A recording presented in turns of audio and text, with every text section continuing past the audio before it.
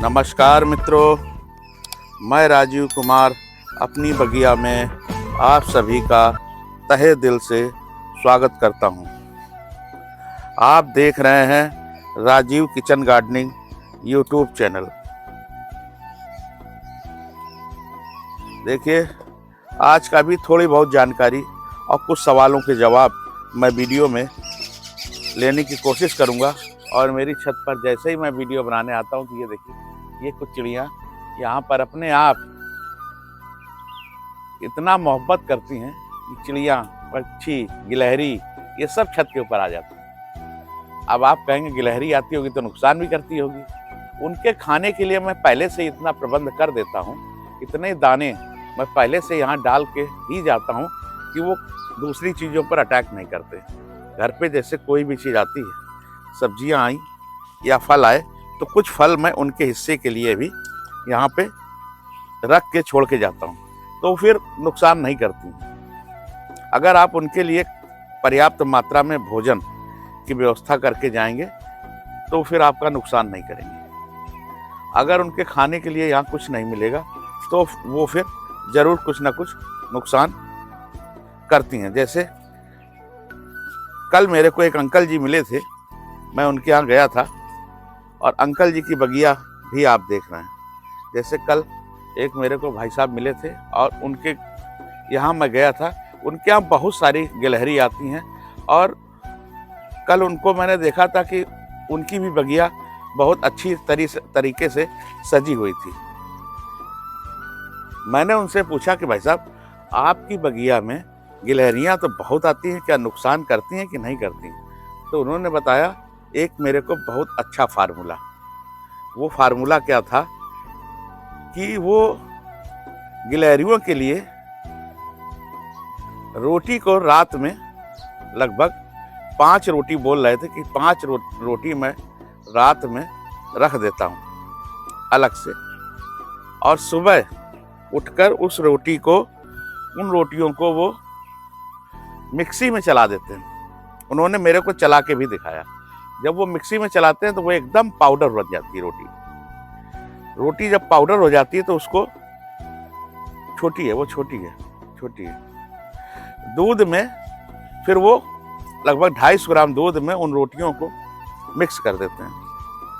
Mix करने के बाद वो एक लोई सी बन जाती है, जैसे गोंद में कोई चीज मिक्स की गई हो तो लोई सी बन जाती है। और उसी लोई को वो जगह जगह पे जाके रख देते हैं अपने बगीचे में। तो वहाँ पे गिलहरियाँ भी खाती हैं, चिड़ियाँ भी खाती हैं और कुछ चींटियाँ भी उसमें से ले जा रही, क्योंकि दूध में मिठास होती है। तो वो ट्रिक उनकी वो ट्रिक मेरे को बहुत अच्छी लगी। उन्होंने कहा कि मैं 3 बार ये काम करता हूँ।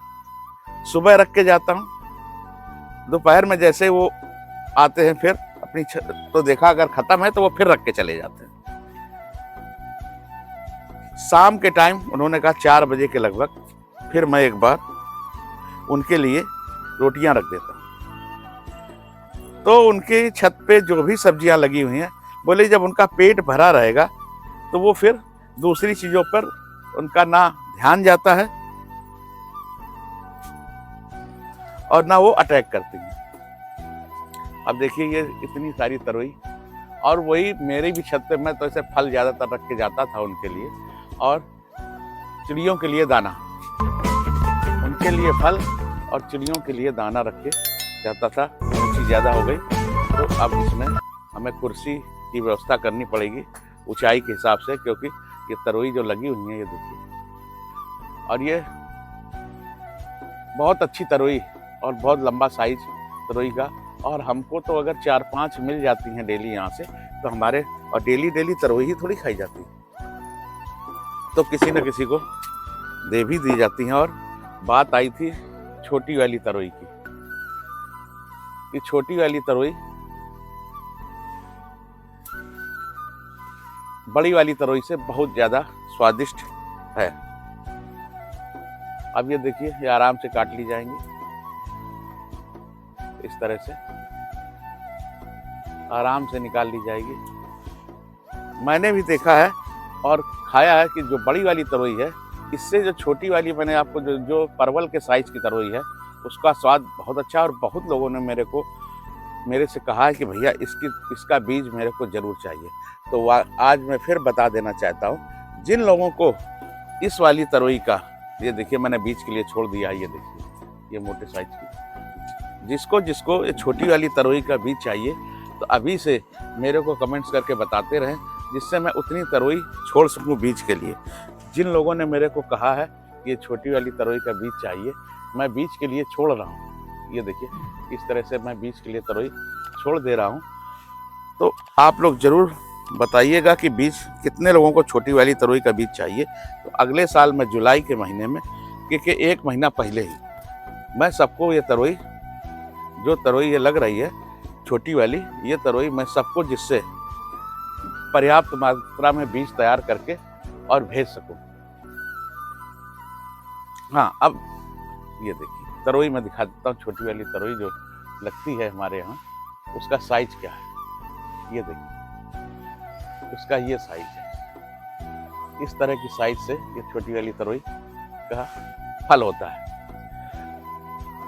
अब कुछ लोगों का फिर सवाल आया था कि भैया मेरे यहाँ मेरी छत के ऊपर 3 महीने हो गए और लौकी में फल नहीं आ रहे, 3 महीने 3.5 महीने हो गए कद्दू में फल नहीं आ रहे।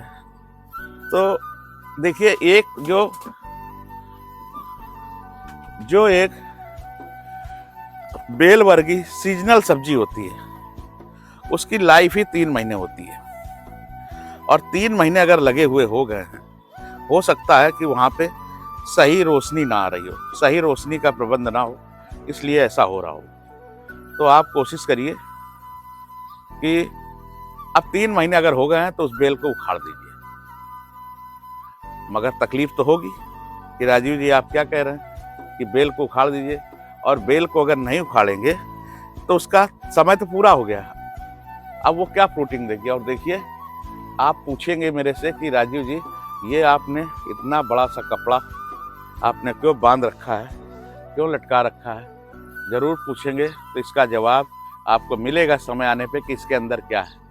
इसके अंदर कुछ है, मैं जब ये तैयार हो जाएगी तो मैं ज़रूर बताऊंगा कि इतना लंबा सा कपड़ा मैंने क्यों बांध रखा है। सनलाइट बहुत अच्छी चाहिए, सूरज की रोशनी पर्याप्त मात्रा में मिलेगी तो आपके पौधे मेरे पौधों की तरह फल देंगे। अब देखिए ये एक पौधा भिंडी का, और इसको जगह ज़्यादा मिल गई तो ये इतना मोटा और इसमें इतने किल्ले निकल रहे हैं कि ये 4 पौधों के बराबर फल दे रहा है। फिर बात आती है कि बीज कैसा है। मैंने पिछले वीडियो में बताया भी था कि अगर आपका बीज सर्दी वाला होगा और गर्मी में लगा दिया तो भी फल नहीं आएगा, गर्मी वाला बीज अगर आपने सर्दी में लगा दिया तब भी फल नहीं आएगा। तो बीज का भी बहुत अच्छा ध्यान रखना होता है, तभी आपको अच्छी फल और फूल और सब्जियां मिल पाएंगी। दूसरी चीज फिर बात आती है गमले का साइज। बेल वर्गीय सब्जियों के लिए आप कंटेनर जितना बड़ा लेंगे उतना अच्छा रिजल्ट आपको मिलेगा। और जरा देखिए फिर टोकरी भर गई, ये भर भर के टोकरी सब्जी मिलती है। और हाँ एक बात और, कुछ लोगों को हो सकता है मेरी कुछ बातें अच्छी ना लगती, तो मैं उसके लिए मैं ये कहना चाहूँगा जो चीज़ें अच्छी लगे उनको आप ले लीजिए और जो चीज़ खराब लगे उसको आप छोड़ दीजिए। क्योंकि मैं कोई प्रोफेशनल तो हूँ नहीं कि मैं वीडियो बनाते समय, मेरा ये बिजनेस है, व्यवसाय है, मैंने ये ट्रेनिंग ली है, मैंने कहीं से ट्रेनिंग तो ली नहीं है। हो सकता है कुछ चीज़ें कुछ लोगों को गलत समझ में आती हों या चैनल में कुछ चीज़ें गलत लगती हों। कुछ लोगों ने कमेंट्स किया था कि आप एक चीज़ को 2-2 बार बोल जाते हैं। भैया अब आप अंकल जी भी कहते हैं और ये भी कहते हैं कि एक बार को चीज़ को 2-2 बार बोल जाते हैं। तो अंकल जी की तब उम्र तो आप समझ ही रहे हैं कितनी है।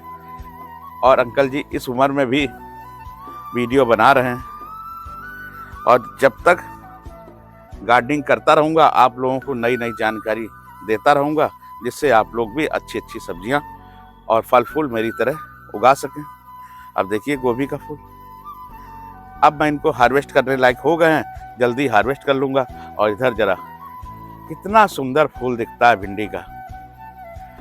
मैं एक बात और करना चाहूँगा कि जल्दी से जल्दी सब्सक्राइब जरूर करें,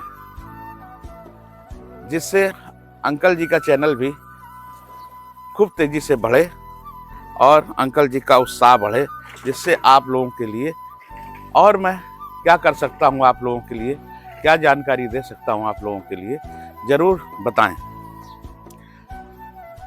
कि अंकल जी आप और थोड़ा ऐसा कर लीजिए तो और अच्छा हो जाएगा, और थोड़ा ऐसा कर लीजिए तो और अच्छा हो जाएगा।